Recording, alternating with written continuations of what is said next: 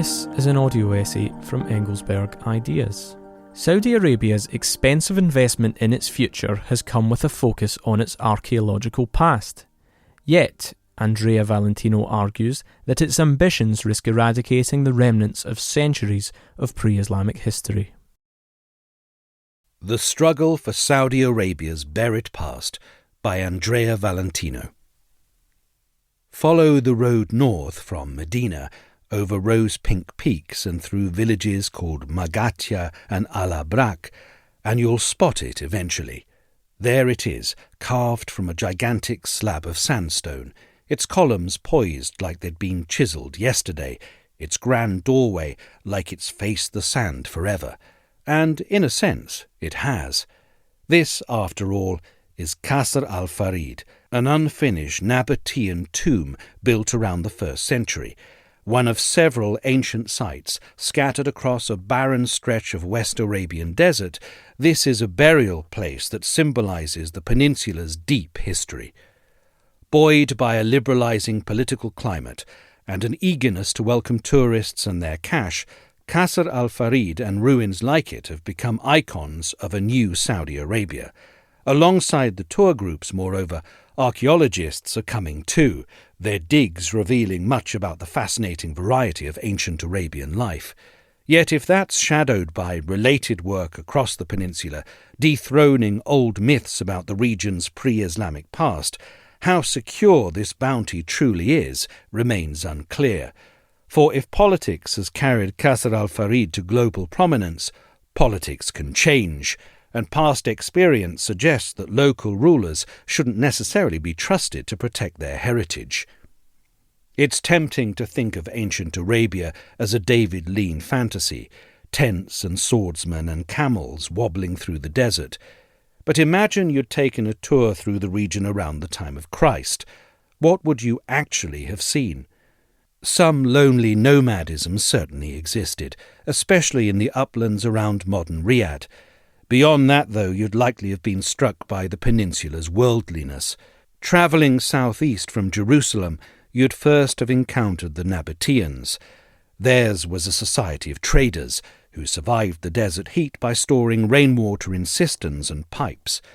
That dovetailed with a special type of waterproof cement, so durable it survives today. And if, to quote one Roman writer, they made their wealth carrying the most valuable kinds of spices from inland to the Mediterranean, the Nabateans borrowed from their neighbours in return. That's obvious enough at Qasr al-Farid and also at Petra in Jordan, with their Hellenistic pediments and capitals. The Nabateans are perhaps Arabia's most famous pre-Islamic group, but there are others. If, for instance, you'd left Qasr al-Farid and journeyed south, past the rocky Red Sea coast, you'd soon have encountered groups such as the Sabaeans, making their home in the green hills to the south of the peninsula and speaking a distinct family of Semitic languages. These peoples grew plump from frankincense and myrrh. They were also consummate builders. Consider, for instance, the Marib Dam, an engineering wonder already centuries old by the time of our tour. It was about 550 metres long and irrigated thousands of acres of land. First-century visitors would also have been impressed further east. Like the Nabateans, the inhabitants of the later Gulf states were keen cosmopolitans. They sold incense to Greece, the poet Nicander praised it as an antidote to poison, and traded across the sea to India. Your tour would have been religiously diverse too. Bordering the Roman Empire, the Nabateans embraced foreign deities, particularly the Egyptian goddess Isis. New arrivals slotted amiably into the region's native polytheism. At Palmyra, the local god was called Yarhibol, associated with the spring that gave the oasis life. Elsewhere, people worshipped deities named Kal and Manat, while other communities preferred local guardian spirits. Rituals involved everything from camels to metal to milk. Cult sites encompass sacred palm groves and stone circles, and the Kaaba before the arrival of Islam. Avoiding drought was one unsurprising focus of worship, but emotional torment also featured. In some places, mourners seemingly drank water mixed with dust from a relative's grave, desperately hoping it could soften their pain. And though several pagan customs survived late enough to be referenced in the Quran, which describes how one tribe made decisions based on the movement of birds, the centuries before Muhammad also saw the tentative rise of monotheism. By 400, the Himyarites of Yemen had possibly adopted a form of Judaism. Further north, closer to the Levant, the Saracens looked to Jesus.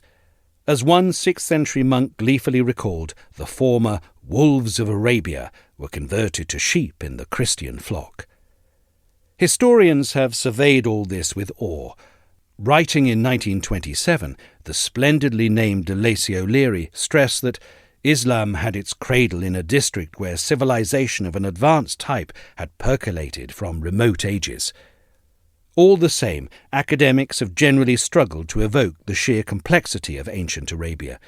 Introducing his own narrative history of the region, published in 2001, Robert Hoyland said he could only recall 2 previous examples by Western scholars, and one was O'Leary's survey, written back when much of the peninsula was still under British rule. And if scholarship had doubtless advanced since then, there are areas where academics long remained like mice in a sandstorm. About the role of Aksumite Ethiopians in Yemen, for instance, we know fairly little. Evidence from Western Arabia has traditionally been sparse too, frustrating given the region birthed Muhammad and his faith. How can these difficulties be explained? One reason is the lack of sources. With some exceptions, Nabatean tomb carvings, monumental inscriptions further south, the only writing we have from ancient Arabians are short scribbles, painstakingly scratched onto rocks or cliffs. In their way, these are intensely evocative. He was very lovesick for a maiden and had joyous sex with her, says one. The problem, though, is that these carvings are by their nature terse.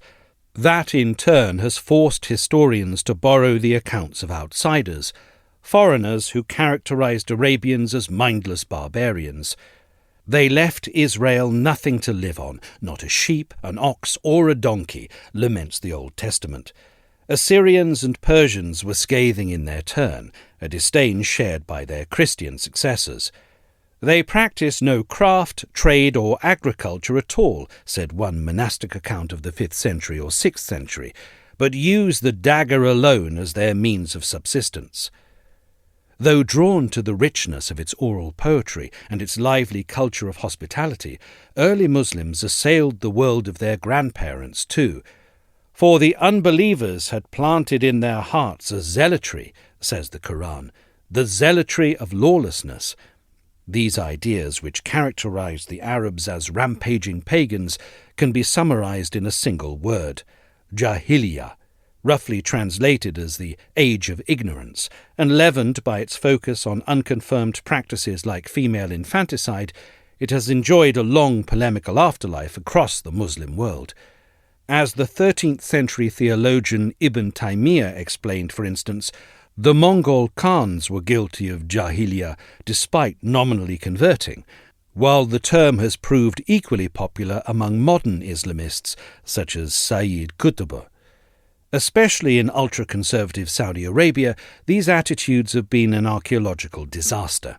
In 1994, a council of local clerics issued an edict arguing that preserving historical sites could lead to polytheism and idolatry, both capital offences in the kingdom. 15 years later, one prominent imam said that any non-Muslim archaeological discoveries are best left underground, an approach often extended to active vandalism by the Saudis themselves. According to the Islamic Heritage Research Foundation, over 98% of the nation's historical and religious sites have been destroyed since 1985.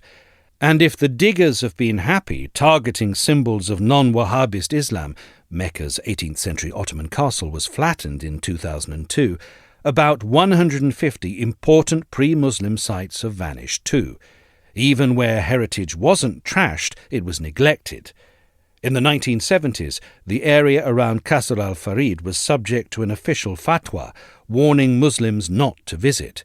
Nearby roads were lined with billboards urging people to discover Islam instead. To be fair, neighbouring countries took a more relaxed approach here. Qatar and Bahrain have welcomed curious archaeologists for decades. But between the isolation of desert sites and the scholarly preoccupation with Egypt and Mesopotamia, to say nothing of roiling instability from Sana'a to Syria, many of Arabia's ancient marvels have remained unexplored. That has obliged scholars to instead lean on literary sources. These, of course, are the very sources that dismiss the pre-Muslim centuries as an age of ignorance, and which suggest Islam appeared fully formed, dramatically overwhelming all that came before. Our people, proclaimed Mohammed bin Salman in 2021, will amaze the world again. That again perhaps says more than he intended, for amid the radical social reforms and the gleaming new cities in the sand, MBS equally hopes to unveil his country's deep heritage. His ambition is obvious financially. Al-Ula, a vast ancient site encompassing Qasr al-Farid, is set to receive investments worth $20 billion. That's echoed by academic conferences and research centres, and a scheme encouraging young Saudis to become archaeologists. There's even a movie replete with soaring drone footage and narrated by Jeremy Irons at his most august. This bubbling activity can be understood in two ways. The first is economic. With oil no longer a sure bet, the government is rushing to divest. Yet if Qasr al-Farid and places like it will hopefully bring 150 million tourists to the kingdom by 2030, MBS is enthusiastic about his country's past, for political reasons too. Keen to distinguish his rule from his Wahhabi forebears and crush the power of conservative clerics, pre-Islamic ruins are vivid symbols of the new Saudi Arabia. Over recent years, senior government officials have sometimes made these connections explicit.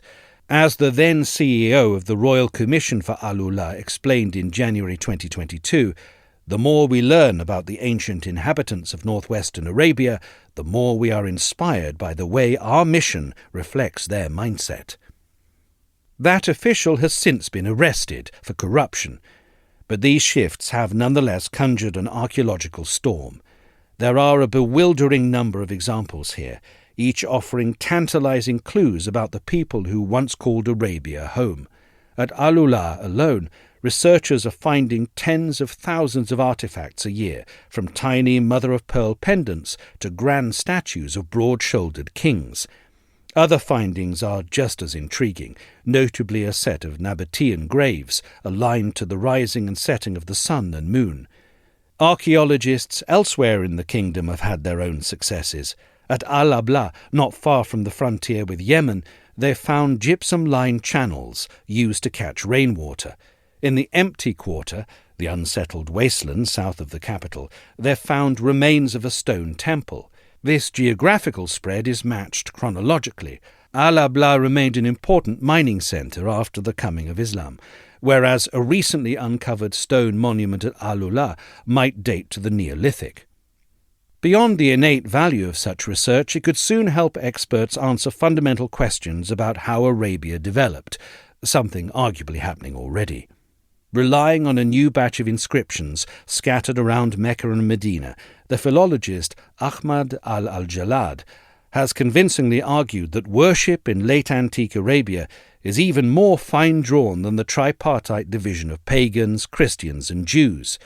Rather, al-Jalad claims some pagans were cautiously adopting obscure forms of monotheism, carvings reference Allah and Allah, before they ever embraced the Allah of Islam. Other discoveries, beyond the kingdom's borders, are dismantling Jahiliyyah myths too. In the United Arab Emirates, a team of archaeologists hunting for a mosque or fort instead stumbled upon an ancient monastery. Occupied until the mid-8th century, it suggests that the two great monotheisms coexisted long after Muhammad's revelation. The scale of the site, complete with a church and refectory, equally hints at its role as a centre of Christian learning, possibly rivaling more established places elsewhere in the Middle East.